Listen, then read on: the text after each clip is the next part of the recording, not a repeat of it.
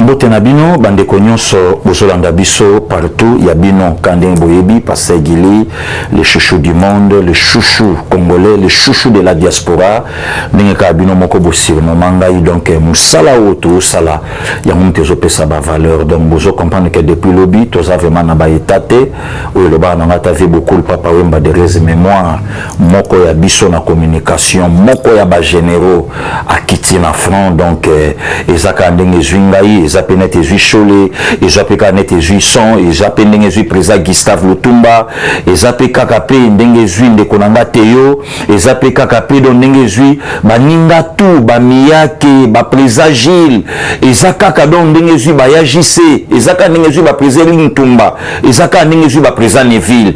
Donc ozo sentir makeno IDPS César Kolela. IDPS César Kolela donc yangai kabea vrai nom nae kabea kabichi donc fomo sabata akiti vraiment na yana na maboko donc toujours la commando manateni donc moya ko sala autre mesate liwe za destin kolo moko ayebi yangande ko molimo pe makana kimia mais yango tende moto ko pekisa biso komba pour siko déjà to stotelemi to stomoni déjà donc montana Niragongo donc tokota kaka tokota donc moya ko tika le sou ya nezate na siminde ko nanga Cholé na ebisi courage na simbi présent son na ebisi courage na simbi présent Théo na lobi courage na simbi présent Neville présent Gustave na lobi courage na simbi présent Ricky na lobi courage Gilles présent Gilles courage to continuer bitumba to kolonga ka bitumbo teska to suka bande ko nyonso ba olela na biso vraiment merci to zana bino toujours continuer kolela fumu sabata moko ya biso sisika to kozongisa ye na mabele David alobi ezanzela mokili mobimba donc tokoleka oya ye are yango wana merci nzamba batela ye abatela libota na ye abatela pe oya biso famille politique oya ye IDPS et siko potezana no donc na lalité toute la nuit donc voilà moi ko ça autrement exact donc quand on a le kaki to me katobeta ma actualité élection na bureau définitif na parlement to me katobeta pe moi masolo pe ka union sacrée ndenge za pe ka na cadre lokota to beta pe ka pe moi masolo ya ba détourner bateau ba privé biso 100 millions de dollars pour na ko soutenir gratuité pour na intérêt na bango personnel et privé to me kapeka to beta masolo bande ko ndana e bisabino à tout moment Congo ezala kilobina Congo ya lelo ya moté zwanga vraiment bien landanga bien na minute au monde mezate po na temps otozo leka ezalo kwa muta o souffrir malaria et neti biso na bakini bo na ebite yo sozo landanga wapi biso na bakini bo madon foza matonga misisa tonga maya misisa ya kini ndo bandana zwango tisko aizo sala pasi mais parfois yo zo mona lokwa changement zate o changement zo kota déjà na moment oyo ndenge facha zo la ka pouvoir na janvier 2019 ndenge fachi a tamboli na 2019 le 13 décembre 2019 tant lobby année 2020 et ça année à ba grande réalisation ba te belé ba critique kaye ba te belé ba loba ka n'importe quoi tant lobby que non et ça année à ba décision décision ni na kozwa eloko ni na betela bino lisolo bato belé ba contesta fachi ezalaka que non pour la coalition les uns ba pensaient que Kabila ibisi Félix doit pouvoir nanoza na simano les autres ba pensaient que non yoza yumananga comme ça na ko diriger tandis que ba biso ba passer Gili tu ba kele na ngobongote to yobaka yala na ngobongote pourquoi na lo beloko yo na juita ko sala réflexion na mambebele député mokamboka na nzamba pambole lelo ye wana pene union sacrée alobaka lobi bino bomona parti nini non balancer ba résultat mais bango cha basi ba préparer podium mais bino fallait boyebisa ye deux clubs ebetaka finale la Ligue des Champions finale la UEFA finale la Coupe du Monde bango mbale deux clubs wana deux nations wana ba préparer jamais ba t-shirt ya ba champion ba préparer mais après 90 minutes vainqueur à Ibanaka okama oya préparé mais on a pas ça bongisaki une des pèses ayebaki que a gagné l'élection na yé le comble ya la kinini le comble ya que IDPS a gagné l'élection mais sans majorité malobaki loko même fois le lopé na osaka moi rappelle baye ko zwa biso na majorité mais kato selon la constitution La constitution qui a été taillée sur mesure pour éterniser Kabila. Donc, constitution, et le bagina ngata kulutu nanga dokta yelema, constitution, et puis si mon konzamboka pouvoir, et botoli ndambu, et puis si premier ministre pouvoir, et botoli ndambu, et puis si kotoyo, et botoli ndambu, en fait, donc, une constitution, il y a Mélimelo. Yango momonda ka pape tient Tshisekedi ya mulumba de res mémoire. Aboya ka constitution na 2006, o bato belé balobaka na ba bivie, et loko yo polinga to ye barate. Basala oyo oyote, basala oyo oyote, basala oyo oyote. Oh, la constitution était déjà tiltée, violée avant même la violation elle-même. La constitution de mon pays. Pourquoi? Mouto ya salaka constitution. Ba salaka constitution et non pour la peuple. D'ailleurs, na Rome Mabino, référendum au bisoto votaka awa. Peuple a voté à noter. Mais tout salaka surpris. Il y a comment que bazo féliciter peuple congolais a voté massivement pour un référendum, pour la constitution. Oh, c'est archi faux. C'est archi faux. C'est archi faux.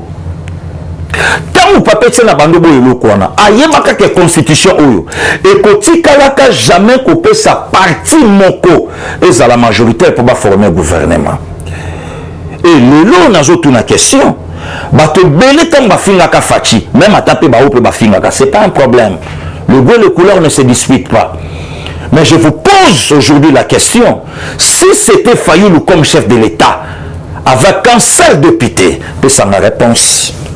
Il a s'en sortir comment la majorité écrasante à Joseph Kabila.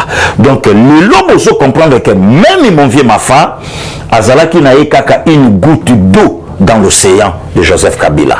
Donc, il n'a qu'à cotaner facilement ici. Et le temps où tout le monde dit si c'était Martin Fayulu, il n'a qu'à Panzango. Mais répondre, Pengaï. Anga panzango na miracle nini, anga panzango na moyen nini, anga panzango na stratégie nini, puisque le loko panza même majorité à Kabila, ça coûtait la vie même la famille biologique à chef de l'État, ça coûtait la vie même la famille politique à chef de l'État. Le lona ole la mutunanga fumu sabata. Pourquoi? Pourquoi qui place mon lelo par faut que ça mais non c'est normal passer gili, mais comment bien mon autre travailler na bango, mais le on a oyebisayo sans que travailler na bango Congo le no ba pétition il y a Alexis Tambo Mamba comment sans quoi approcher adversaire au linga ko yeba destitution il y a Janine Mabunda ndengini sans quoi approcher bango au linga ko yeba majorité renversée sans la dissolution. Majorité renversée sans la dissolution au nord de Bangondéni. Au nord de Bangondéni. Quand il y a kuya makasi nini oyo taizona beta mutu tant que adversaire allait penenaye rien. Quand il y a hypertite nini pardon, il y a Cassius Clay Mohamed Ali oyo beta mutu na pembeni ezalate. Banyataka kuna musika mais sokotali adversaire approché yo il faut le kokangaye na nzoto bakabola bino pour nyataye. Or soki facha tikaka Kabila 1 mètre que ndenge batu mususu balobaka na haine tokene na cohabitation. La cohabitation c'est quoi? La cohabitation za denzela makambo nange taliote ya yope talingate. C'était ça la cohabitation. Et ceux qui coûtent la coalition, Pepe Ilunga, Aboyi Kotos à la nation congolaise et l'institution présidente de la République. Bon, on a cohabitation, puis on a réponse. Ceux qui la présidente de l'Assemblée nationale, Madame Janine Mabunda, a manqué respect à la chef de l'État. Il prétend être un juriste, or il ne l'est pas. Alors, ceux qui n'ont cohabitation, tu n'as pas au Fachi est très malin, très sage. Alors, bon, on a plus ça na peine na yo. Comme ça, tu travailles. Joignons au Yokolinga. Tu traites mon konzamboka, même le 5 commissaire égalien. Mais l'autre mon konzi, to kabola. To kabola. Na memi bino na première interview internationale, ya mon konzamboka na Lubumbashi, na Christophe Lebois-Bouvier. Rappelez-vous encore la question, es-tu réellement le président? yoka réponse je suis le président plein bato belé baboyaka réponse sur un lobby mais lelo ka olobezate lelo likamba olobezate. Or le chef de l'État connaissant très bien la politique oyo abimi na mentor oyo pas son papa biologique ayebaki ke il fallait na approcher Kabila na yeba politique na ye. Or, entre les deux autres personnalités, excusez-moi les termes parfois, et que blessé, mais je sais pourquoi j'ai dit ça. Entre les deux autres personnalités, Kabila n'est pas un politicien. Mais Fachi, c'est un politicien de carrière. Voilà maintenant la différence. Vous voyez, cela Cristiano Ronaldo et Lionel Messi. Cristiano a travaillé toute sa vie. C'est là le documentaire de Nintolanda. Pourquoi Ronaldo a commis le lot. Mais tandis que Messi, c'est inné. Biso kolana kisasa lelo ya la rasute to kolana ba yaya moko ya la na terre même banda ko lobama ya na ngaboni moto gashi ayebi yango ala mukuwa moko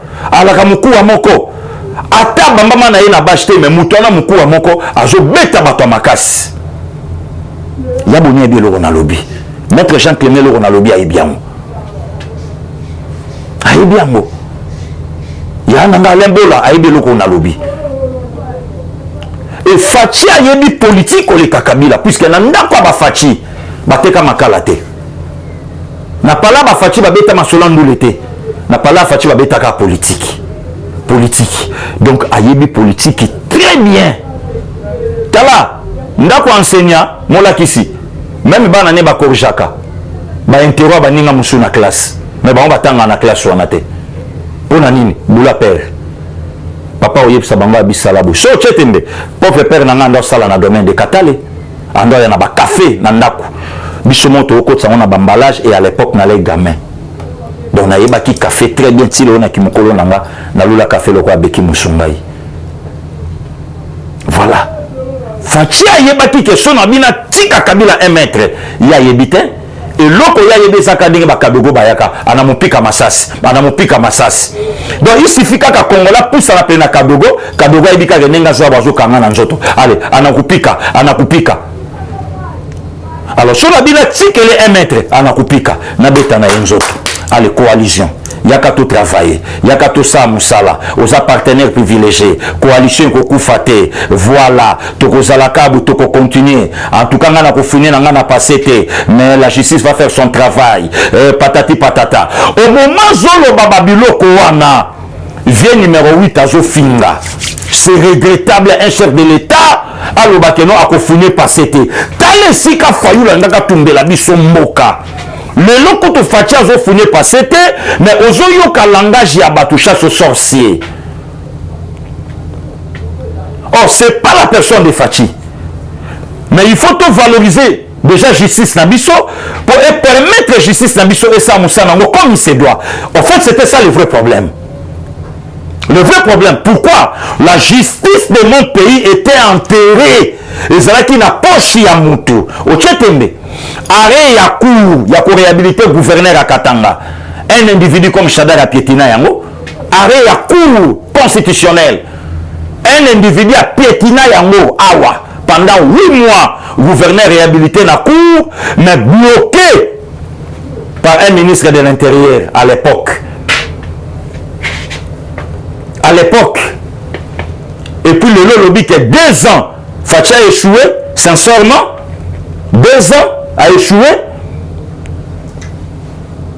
Makele les bandits en la coalition, l'FCC croyait, même à tabande de FCC, vous tenir bango rigueur que peuple congolais, bako saï bango. Bayebe ke yana bango ala makasi. Siko bango musana bamba ke na koluka makele les libanda, bitumba libanda moko babeta yaya, déplacer makele sila ndenge mona lelo. Donc, FCC va penser que Kabila c'est lui le tout-puissant. Ma Cambouignon c'est au Salamana Congo. Donc, va pesayer, va Congo, tout. Si qu'on le longa na zotuna, jour va bimisaka va gouverneur sur 26, Pépère d'Ajoa 23, la province. Le lobo zong encore Kingakati, boke de celui na makichika, kuna celui wapi, boka encore photo, bo remercier. Donc il y a encore beau remercier. On est zappé. Mais on a même en Afrique, Nyonso, Abenaka Fachi Patin, Fayou la raison. Le long, on peut encore Fayou la raison. Ce que Fachi a fait dans 2 ans, sans bruit, sans compromettre bateau, sans kolobeloko, nanya koka qui causé ya osalango. Mutu nyonso ebe ke masa sebeta na Congo. Mutu nyonso ayebaki ke Kabila akolongwa wate. Mutu moko tayebaki ke gouvernement na parlement na ekokweya. Batu nyonso bakenda ki Fachi panzango kaka. Nzoka Fachi a panzi parlement sans élection et salama. Panzi yango sans bongo et salama. Voilà un politicien vrai. Voilà un politicien de carrière. Or, bisos koto linga kinini. Fachi a dirigé Congo na ba propos 80 millions. Yorobinin akanga Kabila. Yorobinin nana on dit monsieur Kabila que c'est pays. Yorobinin a panza parlement. Yorobinin a osa elo côté. Le lo sikoyo maloba nyonso ya bato toloba. Nani maloba ne est considéré na politique ezo le kalelo. Tu échoué 0. 0, tu échoué. Tu zuité.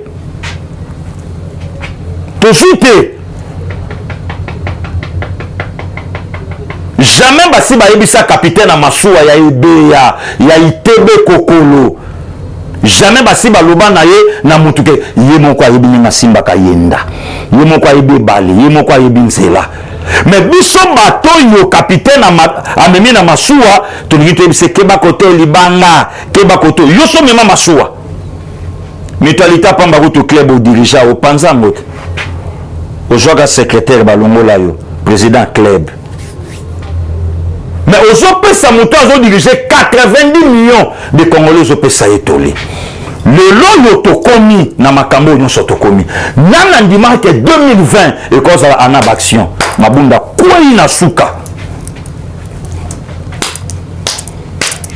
Bobenda bisot. Passer Gili. Véona okende. Réponse na Piabino. A pété. Na uto ça l'émission dernièrement quelque part na ebisi bino tamo mbato fula ye le lopé na bi écoute mon pépé to fuli si qu'on ndamwa bateau bozala qui contre c'est pas un problème na continue encore que le bango le goût et les couleurs ne se disputent pas si qu'on toujours na skona boire le bachi tonga yana de la patrie à l'obagamoto pamba papa chéri à l'obango toujours parce qu'on a boit le bachi tonga. Yembelanga si qu'on fait ingratitude. Le cas si qu'on a plateau yebisa batou, on ne va pas nous intimider. Zonga yebisanga na bengi yemei. Zonga lisusu na plateau télévision yebisanga des hautes personnalités. Zonga mokonza mboka na Londres alobi yango baya kemsingo ibalaki bavie na ngalimo balaki na kati bavie abalolo balaki bavie palino ya mamester bolamo balaki na salle mutu moko ta kotelemela mokano na nga wana mokonza mboka na komi na bokonzi na volonté ya mutu te. Est-ce que vous comprenez le langage te tellement le bango Félix a panzi parlement te tellement le bango Félix a quoi ici pépé ilunga ilukamba te tellement le bango Félix a longi justice mais tellement zo baba biloko na Londres na janvier 2020 wana Félix obino bobenga ka patin wana Félix obino bobenga ka marionnette wana Félix obino bobenga ka placebo mais déjà na janvier 2020 azo yebisa bino na Angleterre na Londres ya nanga donc kabe ya majili ayibi makambo fofle mamna oloba ya Martin kabe ayibi mamna oloba ya Nicole mamna oloba ya Joseph mamna oloba na komi na bokonzi na pouvoir ya mutu te yo lobi banoma ye mais ye moko lobi ke na komi na pouvoir oyo na volonté ya mutu te na volonté ya Nzambe na volonté ya peuple ya votenga bolobi kaloba alibanda bolekati aloba alibanda soka ya wa silence radio aloba alibanda bosikoyo aye awa abeti discours à 6 minutes. atola mukape discours à 6 minutes ba mwa ba bimi na nzela onde ngazana kutu ba gangelier na Rwanda ba yebisi a retirer maloba loba mama na ngai atola mukao non ba père Sadek ba gangelier ba bende matoyi ba bio ko kabwana jamais coalition neza bien. Où en sommes nous aujourd'hui? Les autres zawapi les amateurs politiques le lobo loba lisusu le lobo loba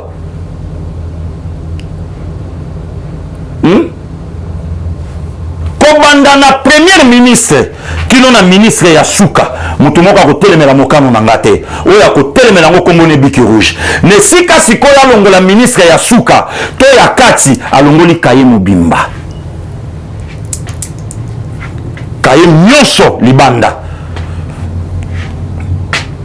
sikoyo tosala mosala nga na bino na volonté ya peuple sikoyo oyebisanga babiloko nyonso esalami na 2020 ezalaki souci ya peuple to ezalaki souci ya peuple te souci primordial ya peuple Kabwana Kabila vrai ou faux souci primordial ya peuple libération Edi Kapende vrai ou faux souci primordial ya peuple vérité yebana na likambo ya ba maison préfabriquée vrai ou faux bosali chantage awa akozwa mise en liberté lelo azwa yango bosali chantage awa ote azalaka na makala te aza na ndako nini na nsele bato bobenganga lelo bokoka lisu kobenga te mpo boloba nanga pase kini tokosa asa zwi avion abimi botangelanga mboka aza me nga na koyebi so place aza boloba yango silence radio Jeune Afrique ebimisi article lukuta mokonzi mboka lobi akabwana Joseph Kabila te akabwana pe na Vital Kamerhe te mais effectivement aza pe na yepe na problème na bango te mais politiquement parlant na tuna bino kopesa nga élément ya Jeune Afrique ebima te bopesa yango e lelo likambo ya corps ekweya lelo ye wana epa ya président égyptien oyo bokotisaka na masolo lukuta azalaki parmi les 3 présidents à signature accord. En tout cas lelo yinunga kwenyi il faut quitter la table.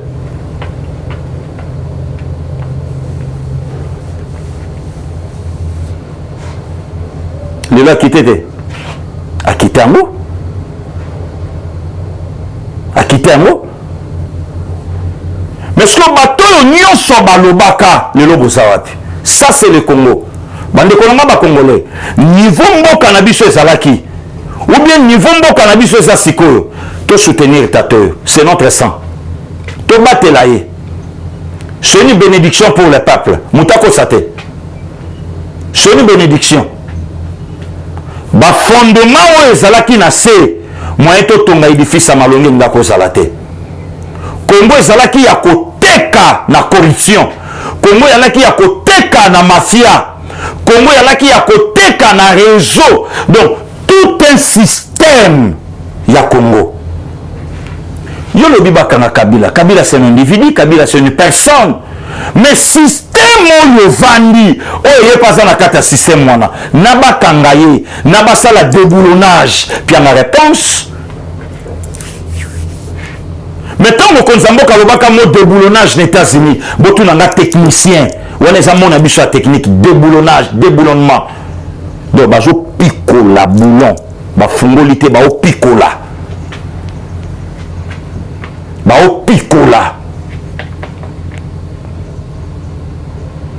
Un réseau ya mafia. Donc, na Congo toza na deux couches. Couche ya ba riche, na couche ya ba pauvre. Bato ya kati bazate. Bato ya kati classe moko moyenne bazate. Un système. Mokonzi mboka tangwa ye. Comme c'est un chrétien, oh, la Bible dit c'est la justice qui élève une nation. Il fallait maintenant valoriser justice. Oh, ezalaki na maboko ya bato. Justice maintenant, ça musala na yo, zala indépendante. Des juges babona bango ko prêter serment ba reconnaître Fachité comme chef de l'État. Le lopé sans la réponse des juges wana ba osa la place des chômeurs. Le lot a la réponse. Parce que Guili, mais des juges vont reconnaître que le lot n'a tout mieux. Des juges ouana, le lot bazawa, puis baosa la place ni. Le lot, baosa la place ni. Moussa le sili. Bazo bêta na un juriste de formation. Un juriste de formation. Il fallait maintenant qu'on nous confonde la justice, c'est là qui bloquait la poche à Moutou. IGF piétiné. Moi, je suis la mesate. Pour nini, ba mafia ya mboka nanga basa kopi na bango. Justice est bandi. Même na kati ya justice sango, il faut qu'on vérifie. Yaya, justice banda musala, to komi koyoka ba chiffre na ba kombo ba toto yebate na Congo. 31 millions de dollars américains. Pays pauvre. Mutamote mama ba vandi na kwa biepe fachite au mon rien. Batou va détourner 285 millions ya Bukangalonzo. Oui, Kokaki et faire nourrir 6 pays africains. 6 pays africains. Batou va yokani bali yango. Batou va yokani bali ya 555 millions ya construction ya aérogare. Balia. Batou va yokani ba escroquer moka. Basala bateau ya lukuta, bacha penser ya lukuta. Le lo baton le karana inini. Tozana fleuve. Babengana mukonza mboka kati riban kimpavita anuariti ningapeta donc ba escroquer miso petit peuple que to seli bino masuwa muwapiango bayokani bali ya mbongo ya 5 stades municipaux 5 stades ba mafia donc pour bali ya mbongo bache Congo liboso tala bon voilà fa to la Congo 5 stades bona ba bisi mbongo bali lelo ba stade yango wana batu bayokani batonga immeuble en plein boulevard menzela ezate pour bali ya 36 millions de dollars américains batu bayokani babimisa mbongo ya ba passerelle à boulevard pour bali ya mbongo basa lelo kwana non avant de travailler bien, il faut poursuivre judiciaire et zalaté. Oh! Nzamba keli mwana na ye, Nzamba zo frappé na lisumu. Et bino bolingi poursuivre judiciaire et zalaté. Mais finalement, bokango to tonango comment? En allant plus loin, poursuivre judiciaire et zalaté, Moutako Simba Kabila remona ningi to paralyser mbokoyo. Bo joyeux le potondi maboko misaye c'est lui le Seigneur. Shoika boyo bisi biso ke Yesu Masia oyo nga gine na bondelaka mbala moko na fuka meli. Donc et ça la maté batu bazoni ya 36 millions hôpital général place au sala pipi ezate. Ba maman na ba papa ba sugula la place moko, ba maman ba sugula ka 4 heures et après ba silisi et voilà. Non. Hôpital à Kitambo abandonné, sanatorium abandonné. Mais boye conseil la biso hôpital cinquantenaire. Ti le lo Congolais ye bakate salaka ya ye, que salaka ya yete. Boseli biso wana. Tolo baté. Justice moi ça musa nango esate. Le lot zangi 100 millions. Oh, il y a kokota na gratuité à cause il y a un système, il y a batu. Bache maboko na baona mbongo ya mboka, voilà encore la sorcellerie. La mauvaise foi. Peuple congolais, faisons un bloc. Il y a pour soutenir notre cher président Félix Antoine Tshisekedi Tshilombo. Tobatelaye. Passeport Yambo Kanabiso Moko. C'est le passeport le plus cher. Plus de 200. Mais pour 5 ans. Tandis que na Belgique, na Tuni ya Nangaï. Baya nanga beme la Chine basakuna baya tebo basakuna ba Christian Chimanga basakuna ba Belgique wana. Ba ser nanga mayuma boko la basakuna. Na Tuni. Passeport et ça soki na 99 non même pas 99. Na C. Et c'est pour 10 ans. C'est pour 10 ans. Le lorsque comme tout ce facial lobini ni pona ba passeport diaspora bande konanga famille nanga ba diaspora eska ba yana nga ba shikito ya ma Sylvie. Donc un réseau même na ba plaque ami tout ka ba pesa mo mutumo ya famille. Et vous pensez les lots Ce qui veut soutenir mon konzamboka te. Na démarche à Zanango. Yako bimisa Congo na carcan. Yako bimisa ngo na gouffre. Oh Congo te kamaki na maboko abatu. Basa lelo kona respectons la constitution. Respectons la constitution. Le pays attend de vous aussi Samakamba Est. Binonde le pays attend de vous de voler. Mais pour la Fachi, le pays attend de lui, Asili Samakamba Est, mais pour la Bino, le pays attend de vous, Yako Zanyon, ya Congo, Botswana, ma poche, Botonga Banda, Congo, ya Bino. Voilà la sorcellerie, la mauvaise foi. Maintenant, nous sommes pour la Salango, il fallait qu'on bouge majorité. Majorité, et y a un ngambu ya mokonzi ya moka. Babiloko le parlement et kangaka au profit. Il y a un individu au détriment de la nation congolaise, maintenant il comme au profit de la nation congolaise au détriment des individus. C'est ça. Parlement ce que Fongwama. Harmonie entre les électeurs n'a pas député naïe. Parlement est comme fort, n'est parlement Zenanga Zondo Ngado Pelingo. Même n'est parlement Nanga Zenanga Vital Kamere na 2007. C'est pas parlement au lobby et où tous les cas. Parlement à l'obité. Dépassement budgétaire. Mais dans quel pays, même attendez papa Nanga Kenneth Kawundasa qu'on a le loba 100 ans. Azora salaire qu'on est présent en fonction au Koutamona Congo. Dans quel pays, Premier ministre Babenga démissionnaire a tenu qu'on consulter autorité morale. Dans quel pays, présidence, il y a Sénat, abimi, une élection, kuna nakati ya memo na ye, nakati ya mona ya remerciement, azo bananon ko remercier autorité morale. Dans quel pays, même attends na Brazzaville et pas vie nanga denge so chocho. Okutango. Yango biloko na osenga vie nanga fachi, mu kwantomolo, moi mai, vie, moi whisky. Vie moi whisky. Viens moi whisky. Congo pour la dirigeant vous a souka na mon esprit, aux anoko, moi esprit kota. Batu mususu, ba mekaba zonga non nzela. Pour démocratie, on yozo lingo koti sango bien, sous la bénédiction de Saint-Tshisekedi de Amulumba. François Mitterrand le bakango, la démocratie n'est pas bon pour les Africains. Mitterrand le Bakango. Or, le Congo na biso, pour tout comme on a niveau à Malamu, tous les fakwa, il faut Bakangama. Voilà pourquoi j'interpelle avec tout le respect le PGR. Dossier, il y a ancien premier ministre Kenembangu. Dossier, il y a ministre, il y a enseignement et Kenembangu. Ba DG Union Sowana, Bazana Katia Makamboyo, IGF, Fongo Lango Yaya, Bakende. Et permettre et que ça se trouve à tous les sons que ma sakana nation te. La nation est sacrée. La nation est sacrée. La nation est sacrée. C'est ça. Voilà lorsque Sikato commis la conclusion. Il y a moi les solo quand il y en a bête la bino moi 30 minutes à Pamba.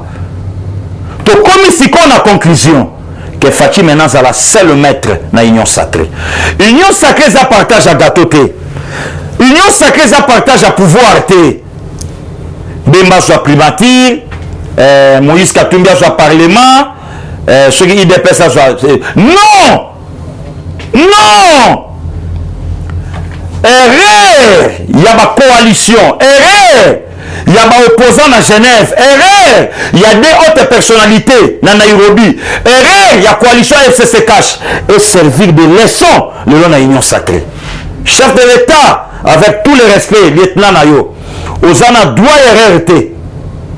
Aux ana justification, mon côté de sa peuple en 2023. Exact. Alors, c'est le moment où jamais il y a que diriger Siko au Congo sous la vision du chef de l'État.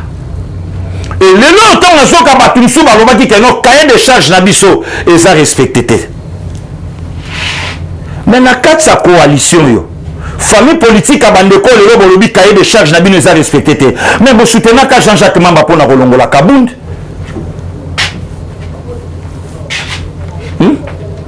Vous soutenez Jean-Jacques Mamba. Le lopo na kopikola Kabound. Et voilà cahier de charge elle a respecté. Ils allaient respecter Erwana. Hein? Et elle a respecté. Oh, c'est le moment. Faisons un bloc. Programme à Union Sacrée, c'est un programme à Mokonzamboka. Tosali cercle, pas tout autour à la personne de Fachi, mais tout autour il y a programme na ye, oh yazanango, mais c'est comme ça Tosali bloc maintenant. Peuple congolais, Lubumbansi, Tobate Lamboka. Bandeko nanga bakatange na lingaka bino mingi. Boza bénédiction pour la Congo. Bandeko nanga ya bandundu na lingaka bino. Boza bénédiction pour la Congo.